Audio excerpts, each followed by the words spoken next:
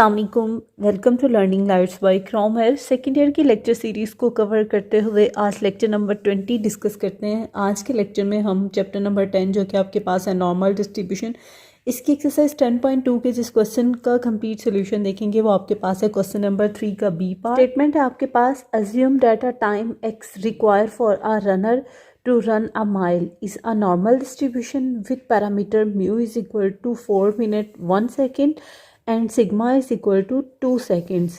What is the probability that this athlete will run mile? Next आपको 2 part में question को split कर दिया गया। फर्स्ट पार्ट में आपको कहा गया है in less than 4 minute and second part में आपको कहा गया है in more than 3 minute 55 seconds. अच्छा, क्वेश्चन के सोल्यूशन से पहले अगर आपको प्रीवियस लेक्चर याद हो तो मैंने आपके साथ एक पॉइंट डिस्कस किया था कि आपको इस क्वेश्चन की स्टेटमेंट में इस तरह पता चलता है कि आपको लाजमन ये वर्ड मेंशन किया जाता है कि म्यू और सिग्मा एक तो दिया जाता है आपको, और सेकेंडली आपको नॉर्मल डिस्ट्रीब्यूशन का वर्ड मेंशन किया गया। एक पॉइंट क्लियर हो गया कि क्वेश्चन की स्टेटमेंट में हमें नॉर्मल डिस्ट्रीब्यूशन का वर्ड मेंशन होगा, गिवन होगा, ठीक है। सेकेंडली मैंने आपके साथ अगर डिस्कस किया था तो मैंने बताया था कि जैसे एक्सरसाइज 10.1 में आपने जी वेरिएबल पे वर्क किया था, और बेटा अगर आपको याद हो जी वेरिएबल तो आपके पास वो वेरिएबल होता है जिसका मीन 0 होता है और वेरिएंस 1 होता है। तो सेकंड जो हमारी कंडीशन फुलफिल हुई क्वेश्चन में कि आपके पास म्यू की कोई पर्टिकुलर वैल्यू होगी, मीन कोई ना कोई वैल्यू होगी, 0 नहीं होगा। तो इस क्वेश्चन में तो म्यू आपको गिवन है 4 मिनट, मैं मिनट को जस्ट MIN लिख रही हूँ, एंड 1 सेकेंड, ये आपको म्यू गिवन है। इसके बाद अगर आप देखें तो इधर आपको सिग्मा भी गिवन है बेटा, जो कि आपके पास है 2 सेकेंड्स, और वेरिएबल आपके पास क्या है, एक्स वेरिएबल, और हमें पता है कि एक्स वेरिएबल अप्रोच करता है नॉर्मली डिस्ट्रीब्यूशन को। मीन इसका क्या होता है म्यू, और वेरिएंस इसका होता है सिग्मा स्क्वायर। बेटा अगर आपको याद हो तो मैंने आपके साथ जब थ्योरी का पोर्शन डिस्कस किया था तो मैंने आपको बताया था कि म्यू और सिग्मा का यूनिट सेम होना चाहिए। तो आप देख रहे हो कि म्यू में तो आपके पास 4 मिनट भी गिवन है और सिग्मा में आपको 2 सेकेंड्स गिवन है। इसे मैं इस तरह लिख सकती हूँ, mu is equal to 4 minute plus 1 second, क्योंकि टाइम में जो सेंट्रल पॉइंट होता है उसमें प्लस ही आ रहा होता है। जैसे अगर आपको कहा जाए कि आपके पास पेपर को सॉल्व करने के लिए 1 आवर 30 मिनट हैं, तो टोटल कितने मिनट्स आपके पास आ जाएंगे, 90 मिनट्स आ रहे हैं आपके पास। इसी तरह ही मैंने इनमें प्लस का साइन प्लग किया। अब आप देखें म्यू इज इक्वल टू 4, ऐसे ही 1 मिनट में आपके पास कितने सेकेंड्स होते हैं, 60 सेकेंड, तो मैं यहाँ पे लिख सकती हूँ 60 सेकेंड, और ये आपके पास 1 सेकेंड ऐसे ही आ जाएगा। अब म्यू आपके पास आ जाएगा 60 4 240 सेकेंड प्लस 1 सेकेंड। तो अब आप देखें म्यू की स्पेसिफिक वैल्यू बेटा आपके पास आ गई 241 सेकेंड। तो ये चीज़ याद आपने रखनी है कि म्यू और सिग्मा का यूनिट सेम होना चाहिए। सिमिलरली सिग्मा आपको ऑलरेडी 2 सेकेंड में गिवन था। अब आपके पास जो हमने कंडीशंस देखी कि एक तो क्वेश्चन में आपको मेंशन होना चाहिए था नॉर्मल डिस्ट्रीब्यूशन का वर्ड, जो कि यहाँ मेंशन था। फिर उसके बाद हमने देखा था कि आपको म्यू और सिग्मा की कोई ना कोई वैल्यू होनी चाहिए आपके पास। उससे ये प्रेडिक्ट होता है कि क्वेश्चन एक्स वेरिएबल पे है। बेटा अगर आप ये भी ना देखें तो आपको क्वेश्चन की स्टेटमेंट में भी गिवन था कि ये क्वेश्चन किसी एक्स वेरिएबल का है। थर्ड वन ये डिसाइड हुआ था, हमने थ्योरी में किया था कि म्यू और सिग्मा का यूनिट सेम होना चाहिए। बेटा मैंने सेकेंड को मिनट में कन्वर्ट नहीं किया, वो इतना कन्वीनियंट नहीं था जितना मिनट को सेकंड में कन्वर्ट करना कन्वीनियंट था। दैट्स वाई म्यू भी आपके पास आ गया 241 सेकंड्स, सिग्मा भी आपके पास आ गया 2 सेकंड। अब मैं अपने क्वेश्चन के फर्स्ट पार्ट की तरफ चलती हूँ जिसमें आपको गिवन किया गया था इन लेस देन 4 मिनट। देख रहे हैं आपने प्रोबेबिलिटी फाइंड आउट करनी है, तो मैं यहाँ लिखूँगी प्रोबेबिलिटी किस वेरिएबल की, एक्स वेरिएबल की, जो कि क्वेश्चन में गिवन था। प्रोबेबिलिटी एक्स फाइंड आउट मैंने 4 मिनट पे करनी है। यहाँ पे तो मैं लिख देती हूँ 4 मिनट।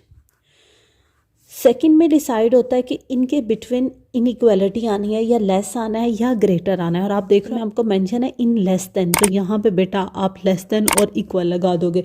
अच्छा मैंने लेस देन इक्वल यूज़ किया, आप सिंपली लेस देन का साइन भी यूज़ कर सकते हो। Probability X less than equal to 4 minute, ये आपने इन नोटेशन में फाइंड आउट करना है। अब देखें क्या मैं अगेन 4 मिनट को अगर सेकंड में कन्वर्ट करूं तो 4 मिनट में कितने सेकंड्स होते हैं, 4 × 60 सेकंड्स। तो ये बेटा आपके पास आ रहा है 240 सेकंड्स। ये मैंने इस वजह से इस 4 मिनट को सेकंड में कन्वर्ट किया क्योंकि म्यू भी मेरे पास सेकंड में था, सिग्मा भी सेकंड में था, तो जो एक्स वेरिएबल है उसको भी सेकंड में होना ज़रूरी था। इट्स मीन जो क्वेश्चन था मेरे पास probability X less than equal to 4 minute, वो बेटा क्या बन गया आपके पास, is equal to probability of X ऐसे ही लेस देन इक्वल टू ऐसे ही 4 मिनट की जगह पे क्या आ जाएगा 240 सेकेंड्स। वो स्टूडेंट जो क्वेश्चन नंबर 3 के बी पार्ट से इस लेक्चर सीरीज़ को देख रहे हैं, तो बेटा आपसे रिक्वेस्ट यही है कि एटलीस्ट आप 10.2 का जो स्टार्टिंग लेक्चर होगा ना वो ज़रूर विजिट कीजिएगा, आपकी बेहतर रहनुमाई हो जाएगी। और मेरे वो स्टूडेंट्स जो रेगुलरली इस लेक्चर सीरीज़ को देख रहे हैं तो होपफुली उनके लिए ये क्वेश्चन ईजी रहेगा। हमने देखा था कि हमने जी वेरिएबल में कन्वर्ट करना होता है, ठीक है। जी वेरिएबल में कैसे कन्वर्ट करते थे, ये नोटेशन लगाते थे कि जब आप किसी एक्स वेरिएबल में से उसका म्यू और माइनस करके सिग्मा से डिवाइड करते हो तो एक्स वेरिएबल किस में कन्वर्ट हो जाता है, जी वेरिएबल में। और फिर क्वेश्चन ये अराइज होता है न्यू स्टूडेंट के लिए कि हम जी वेरिएबल में क्यों कन्वर्ट करते हैं बेटा, क्योंकि हमने प्रोबेबिलिटी फाइंड आउट करनी होती है। तो लास्ट में जो टेबल्स हैं वो जस्ट जी वेरिएबल के हैं, वो किसी एक्स वेरिएबल के नहीं हैं।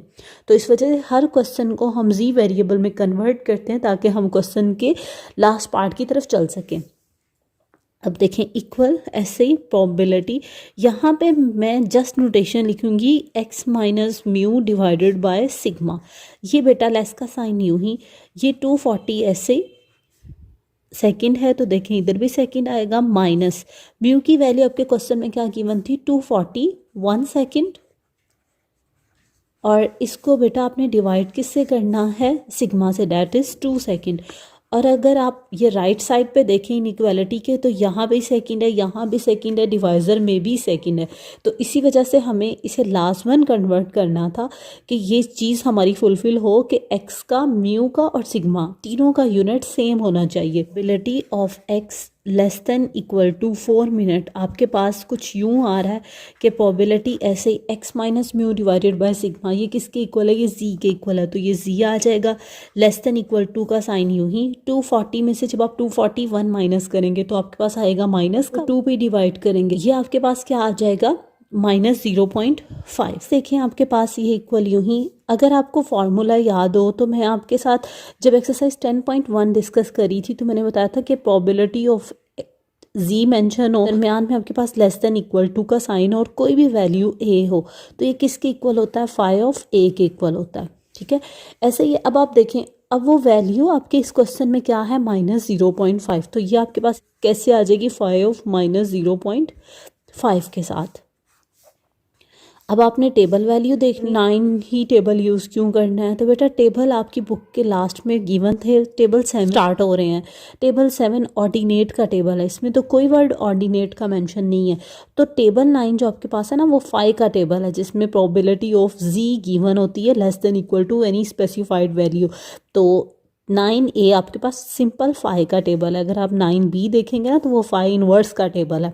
तो प्लीज़ इन चीज़ों को अपने माइंड में क्लियर कीजिएगा, आपने टेबल को ठीक चूज़ करना है ताकि आपका आंसर भी एक्यूरेट आए। ये देखिए बेटा टेबल आपके पास है 9 और इसमें -0.5 आपके पास फर्स्ट पेज पे तो नहीं आ रहा, यानी कि 292 पेज पे नहीं, 293 पे देखते हैं।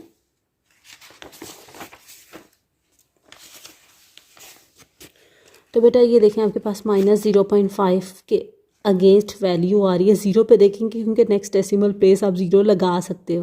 तो ये आपके पास आ रहा है 0.30854 के पास फर्स्ट पार्ट का आंसर आ गया जिस पे आपने प्रोबेबिलिटी फाइंड आउट करनी थी less than equal to 4 minute के लिए। तो बेटा ये था आपके पास क्वेश्चन नंबर 3B के फर्स्ट पार्ट का कंप्लीट सोल्यूशन। सेकंड पार्ट की तरफ चलते हैं। मैं कोशिश करूंगी कि आपके साथ स्क्रीन पे लेफ्ट साइड पे ये क्वेश्चन के फर्स्ट पार्ट का सोल्यूशन मौजूद रहे। को सेकेंड पार्ट में आप देखते हैं कि आपको प्रोबेबिलिटी फाइंड आउट करनी है in more than 3 minute 55 second. मैं सेकेंड पार्ट को मेंशन करती हूँ in more than 3 minute 55 seconds. Probability के लिए स्टिल आप मेंशन करेंगे प्रोबेबिलिटी एक्स।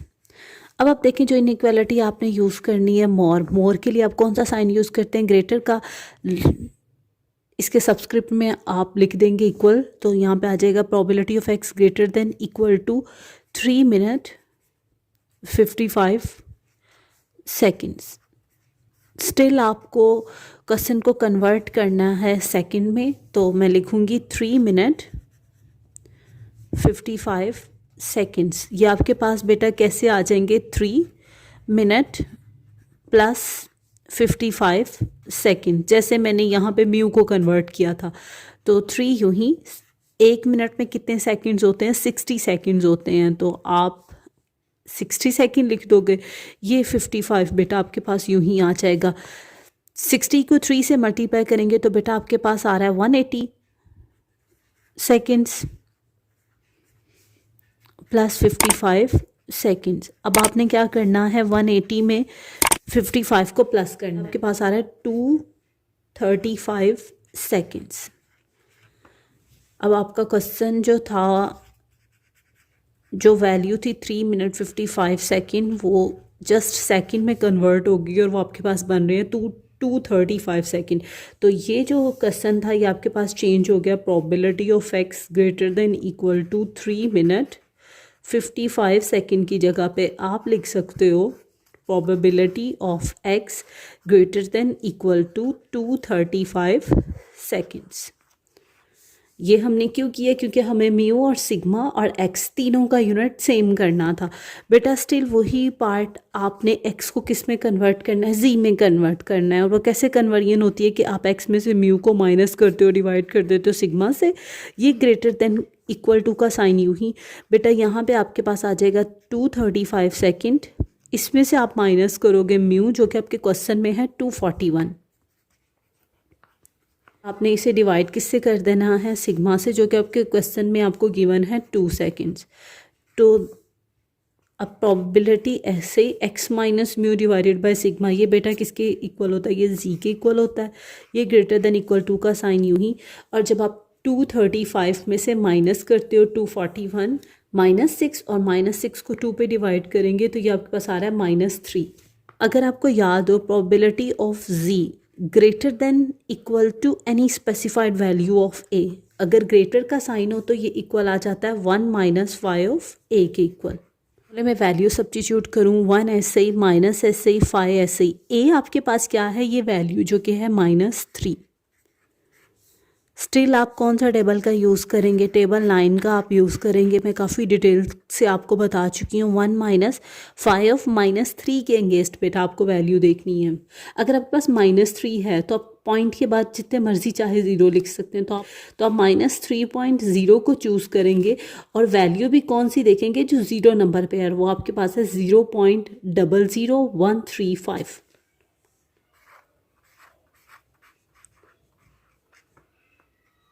1 में से इसे माइनस करेंगे तो हमारा रिक्वायर प्रोबेबिलिटी, तो हमें रिक्वायर प्रोबेबिलिटी मिल जाएगी। Probability of X greater than equal to 3 minute 55 second के लिए, जो कि आपके सेकेंड पार्ट में आपको गिवन थी। तो 1 में से इसे माइनस कर, तो फाइनल वैल्यू आपके पास आ रही है 1 - 0.00135, 0.99865। तो ये था आपके पास कंप्लीट सॉल्यूशन क्वेश्चन नंबर 3 के बी पार्ट का। इसके साथ आज का हमारा लेक्चर फिनिश होता है। लास्ट में आप सबसे रिक्वेस्ट है, प्लीज़ चैनल को लाइक और सब्सक्राइब कीजिएगा, अपने दोस्तों के साथ शेयर करें। अपना ख्याल रखिएगा। अल्लाह।